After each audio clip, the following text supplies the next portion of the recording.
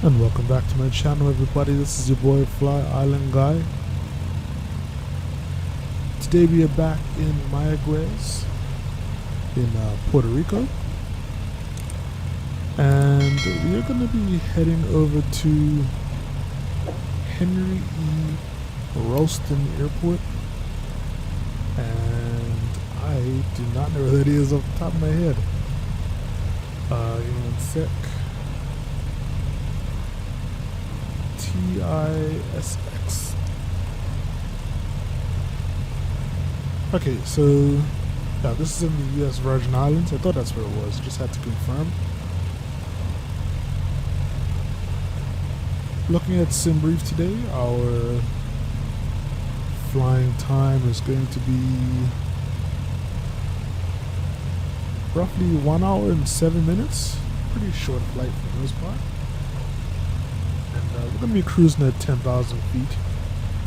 So the weather in this area right now is absolutely beautiful. As far as I could see, shouldn't have any issues with the weather. But as you can see, the plane has already started up. We are pretty much ready to go. So just gonna do a few last minute checks, and then we are getting out of here, folks.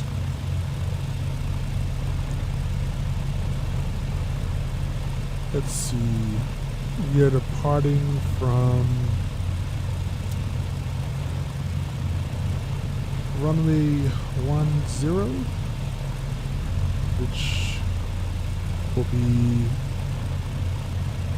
going from our right to our left. So flap set for takeoff, and let's get out of here, folks.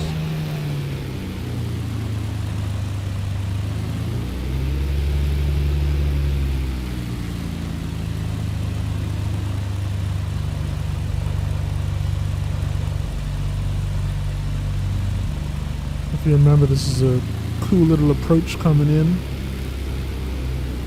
Had a nice view of Mayaguez off to our right when we came in for landing.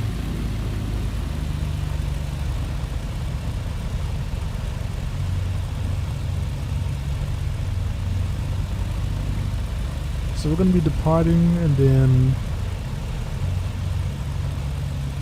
it should just be pretty much a straight out climb.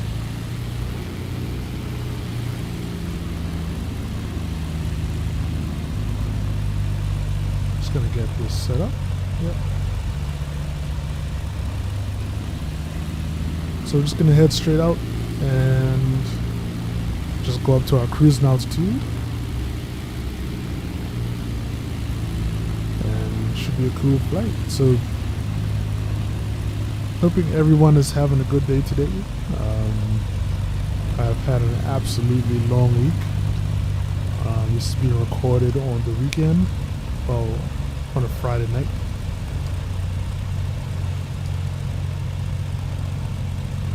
And I'm just ready to unwind, folks.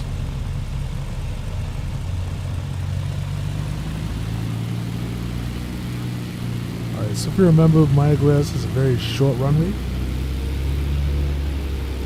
Not very short, it's about 4,000 feet.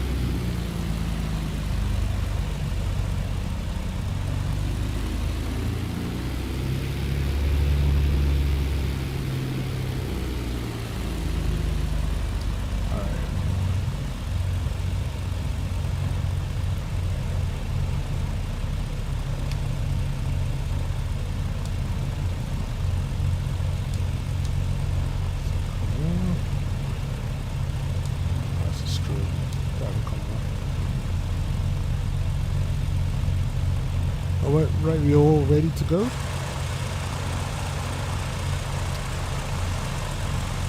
Forgot to mention as well, we are in a new livery.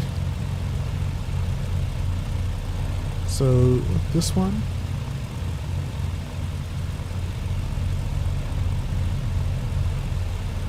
is the Fly Montserrat livery. So let's just take a quick look at it before we take off.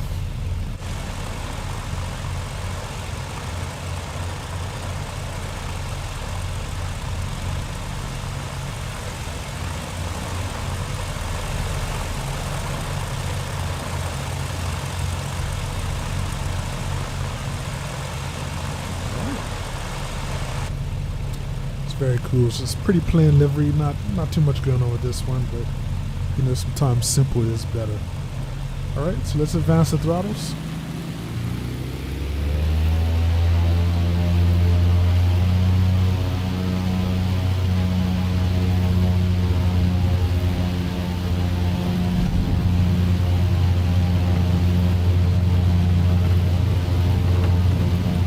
Take.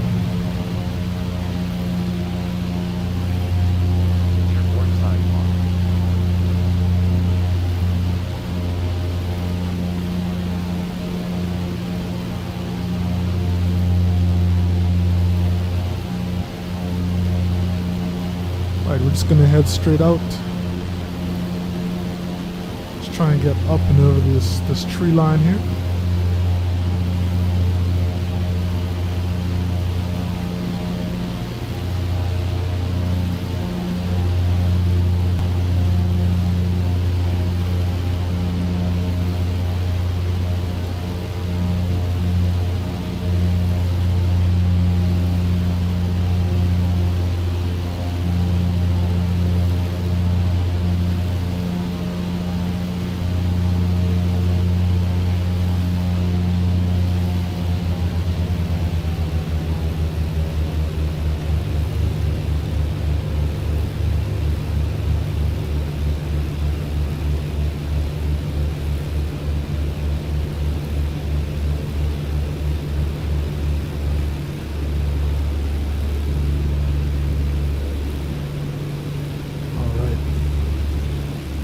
So our main focus right now is just going to be to climb and just make sure we're kind of up and above these mountains in front of us.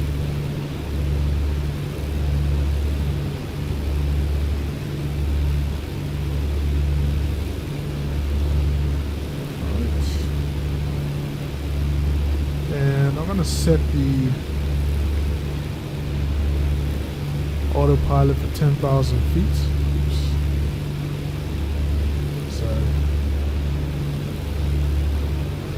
Sorry about that.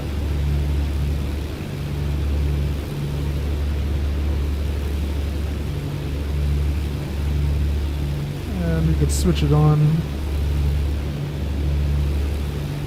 We'll go nav mode.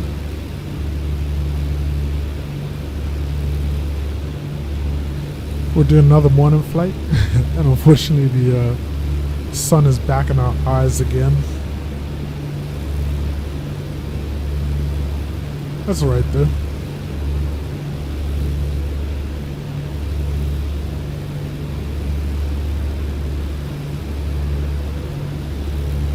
Alright, so I'm going to try and climb out about 700 feet per minute. And I'm going to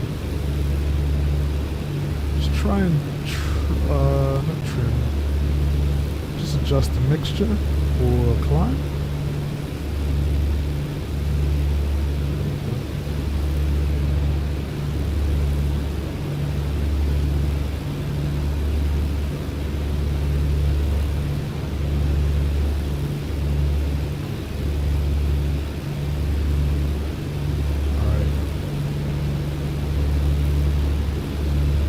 Yeah, it's a pretty cool view of Puerto Rico as we just climb out and over.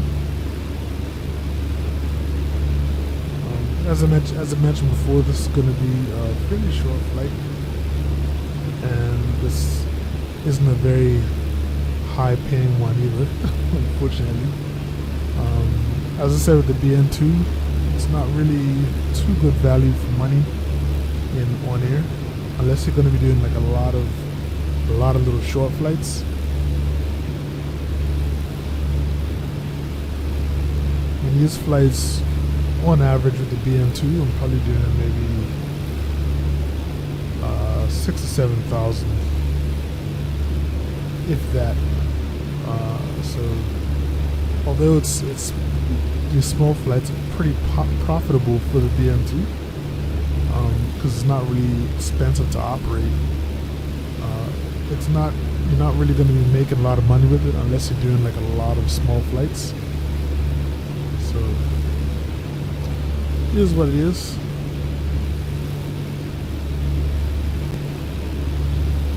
Right now I have the CJ4 in the UK, so that's where kind of, well, not in the UK, in Europe, so that's where the majority of my money is going to be coming from right now. And the BN-2 Islander is just pretty much going to be a cherry on top as we continue to fly it. As I mentioned to you guys before, what I'm really waiting on is the service pack for the next gen simulations Umbrella 110 Banderante. Once that comes out with the better sounds, I'm going to probably hop back inside there. We're going to start flying that a lot more.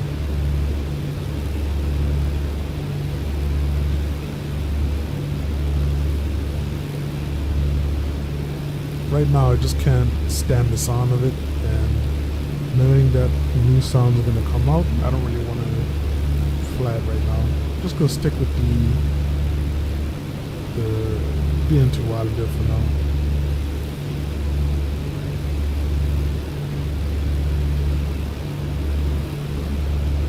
Cloud layer is sort of thick.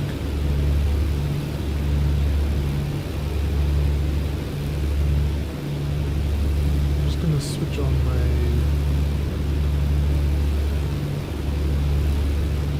anti-ice just in case.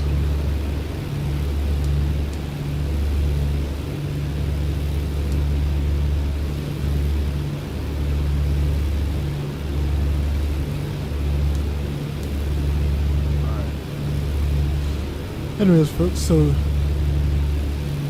that's pretty much us. This is going to be a really quick flight. We'll see how things are once we reach to the Virgin Islands. This is another place that I haven't been to. At least I don't think so. Not yet in the sim. So I'm kind of curious to see how they've done it. Sort of hoping for more Caribbean islands to get done, scenery wise. Of course, people don't really pay attention to the Caribbean too much unless it's, you know, St. Martin or St. Bart's or Saba. That's pretty much it. So there's a few of us YouTubers who actually really exploring the Caribbean and moving around. Most people just kind of stay in the same, go to the same small airports. I've seen a couple YouTubers go to Trinidad and Jamaica, but it's not too much outside of this. Anyway, we're going to continue our slow climb up to 10,000 feet. Once they come back, we'll be starting our descent into the U.S. Virgin Islands. So we're going to discuss our approach, and then as usual we're going to go for the landing and hope that it's uneventful. Alright? Cool. So I'll check you when we get back. Take care. Peace.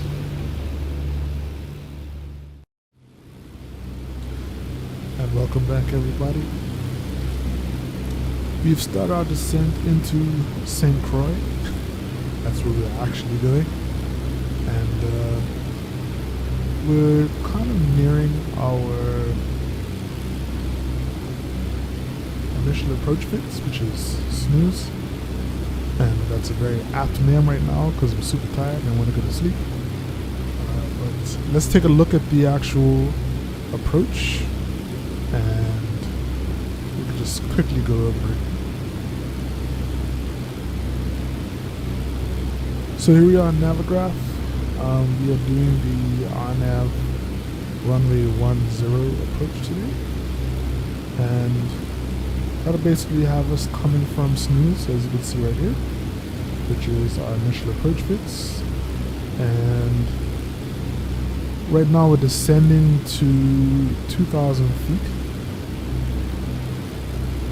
Now I don't know if we should be at 2,000 feet at snooze, or we're just kind of going down to 2,000 feet, but I'm basically going to hit snooze at 2,000 feet, and then I'm just going to fly for about 9.4 nautical miles to Akan, and Then we'll just dip down to 1,500 feet and hopefully intercept the glide path and just head into the runway. Now, I mean, like a lot of airports in the Caribbean, if you haven't noticed by now, all of their approaches are pretty standard, like nothing crazy. Because I mean,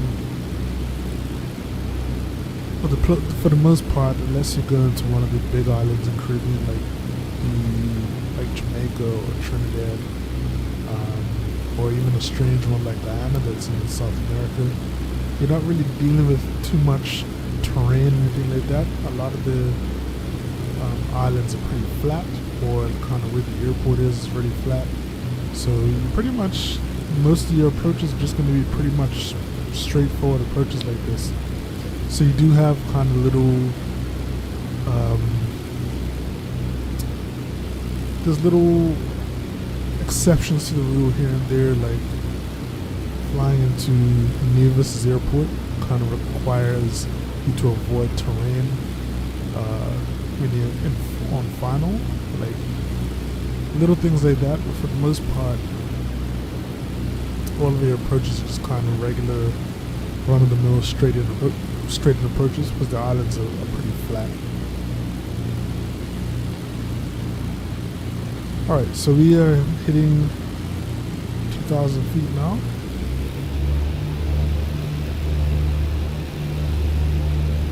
And we should just be leveling off. And then it's 3 nautical miles before we start our right turn towards Akon. Not really too sure how to pronounce it.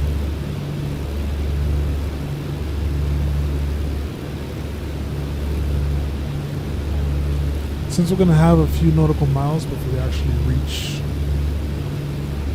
our final approach, let's take a little time just to look at St. Croix and get some information on it.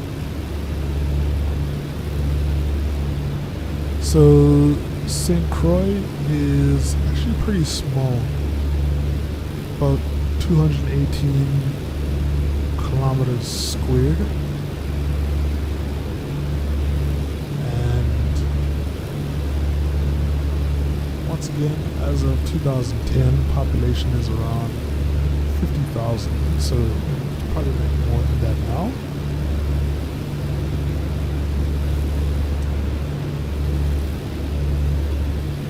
But let's see, checking out another one of the official sites here. Kind of what we've been doing before. Sort of having a little fun doing these now. What's going on with our... kind of just blowing over the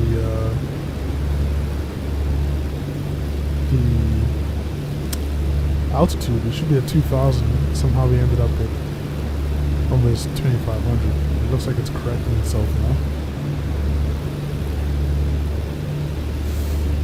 But yeah, so while we're heading towards our final approach,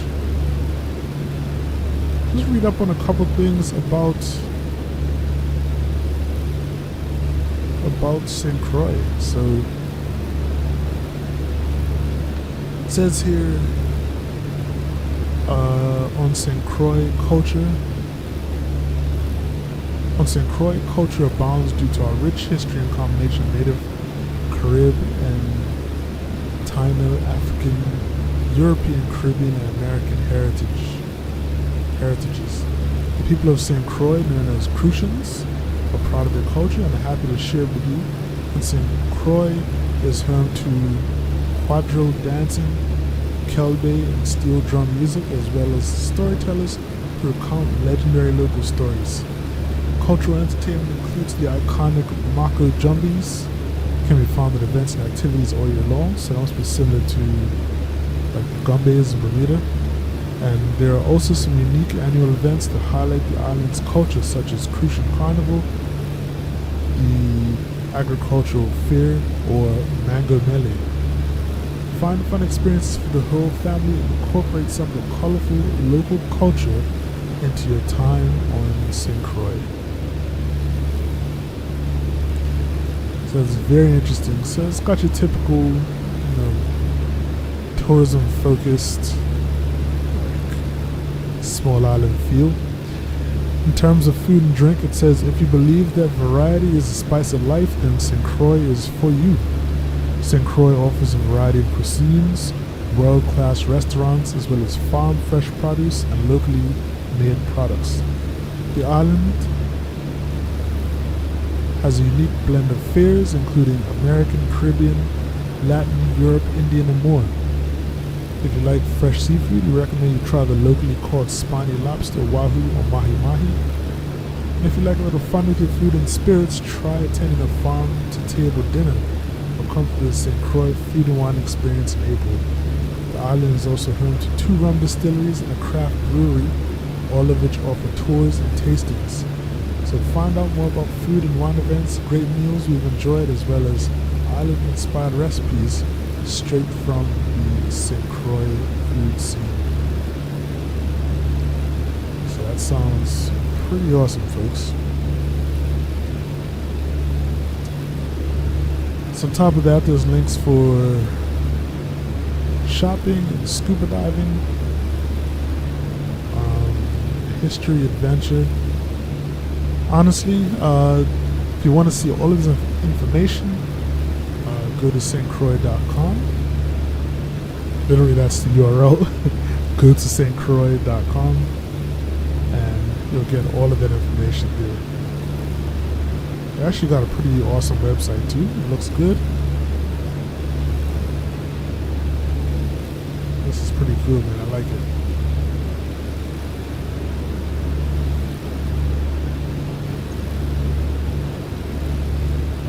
Alright, so you officially turned on to final.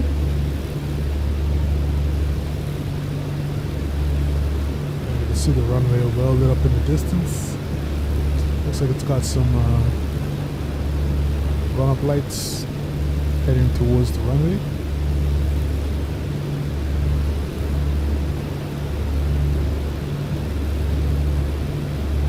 So we have to be at 1,500 feet.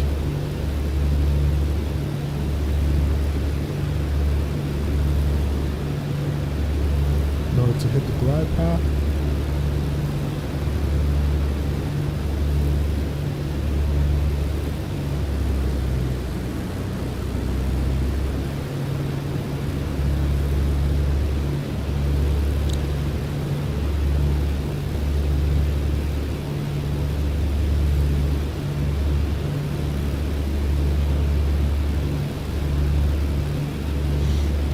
And if you see what I mean here,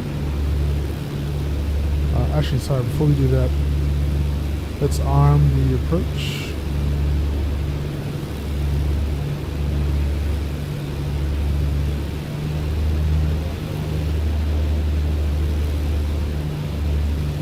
As you can see, so here we have on the left kind of the hilly or the mountainous parts of St. Croix, but the actual airport itself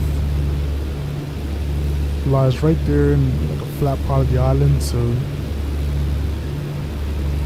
just kind of leaves St. Croix, it leaves the airport kind of wide open in a good position, just to have like, a normal approach. Nothing crazy going on there. Could have done the ILS if you wanted to, but done a couple ILS approaches already in the past videos, so just want to go back to a simple RNAV approach.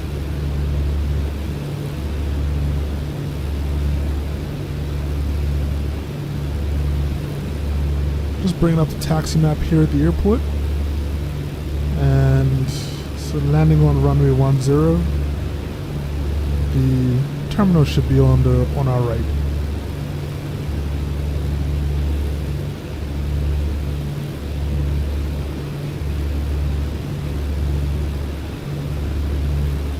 Alright, the glide path should be kicking in sometime soon.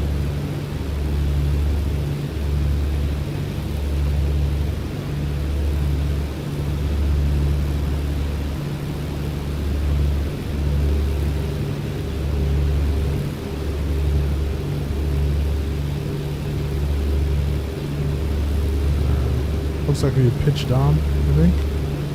Just double check that. Yep, we have. So we're heading towards the runway.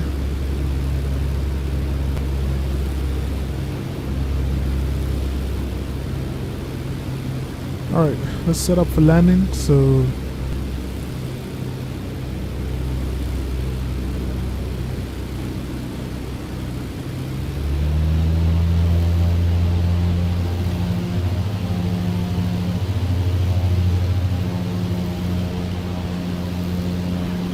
we got our props full forward, mixture full rich.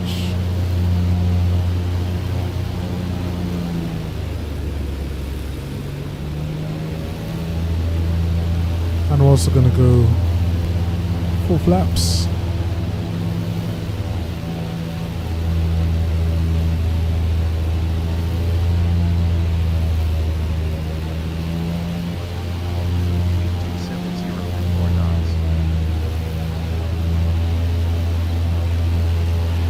Should just come in for a smooth landing, hopefully.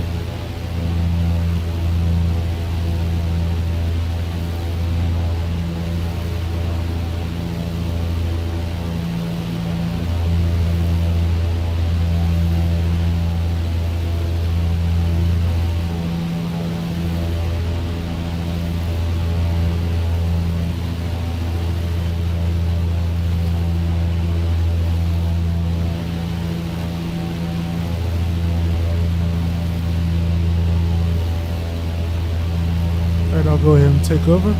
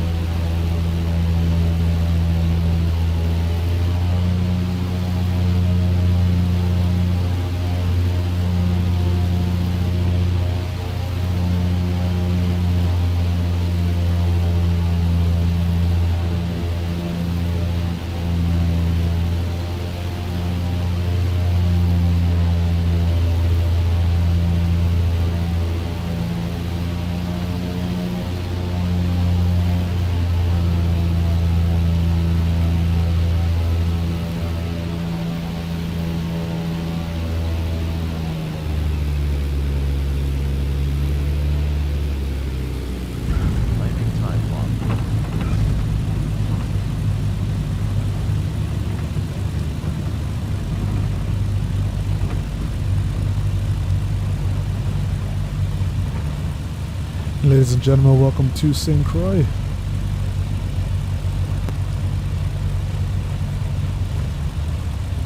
Just gonna keep taxiing down a little bit.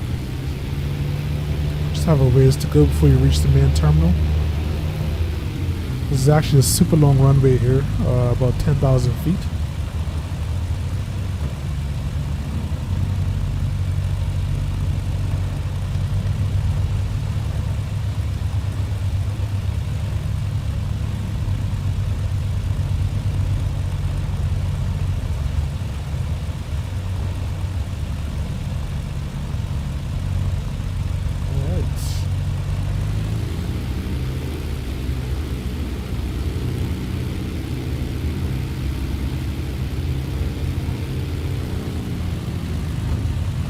And we could turn off here.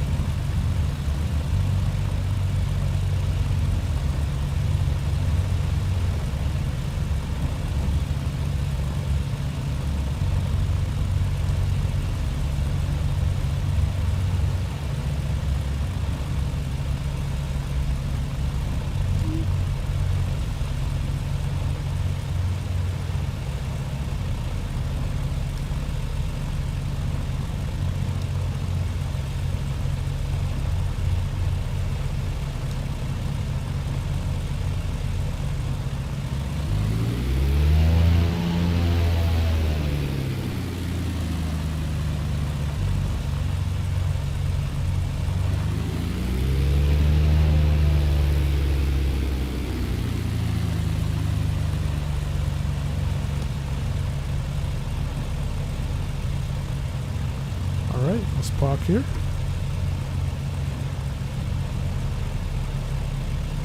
Go ahead ahead, do our strobes off.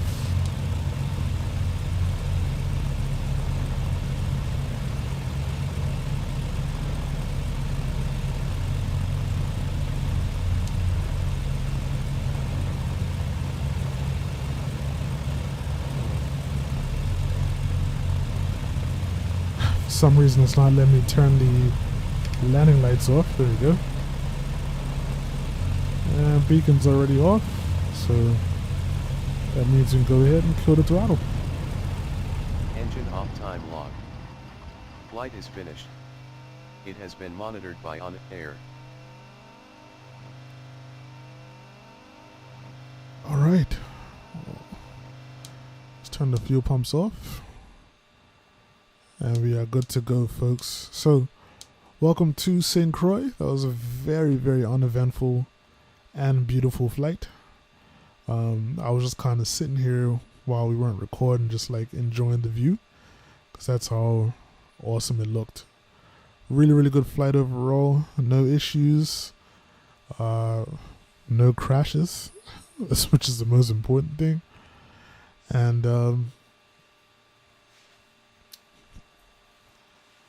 I have a big surprise coming. Well, I mean, I don't know. It's big for me. It's not really a surprise for me, but kind of important news that's going to be happening. Hopefully in the next week or so, and going to be excited to share that, because it'll hopefully not really change the content of the channel, but the quality of the content. So I'll see how things pan out. But anyway, that is it from your boy FlyIsland guy. Whoa, camera's all messed up. I was hoping they have fixed this issue, but they still haven't.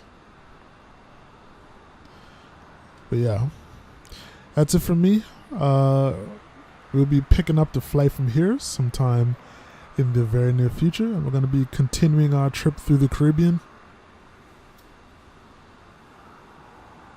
And that's pretty much going to be it. So you guys take care. Make sure to rate, comment. I keep saying rate. Like, comment, and subscribe. And looking forward to the next one. All right. Take care. And as usual, stay safe. And most of all, or most importantly, stay fly. I'm out. Peace.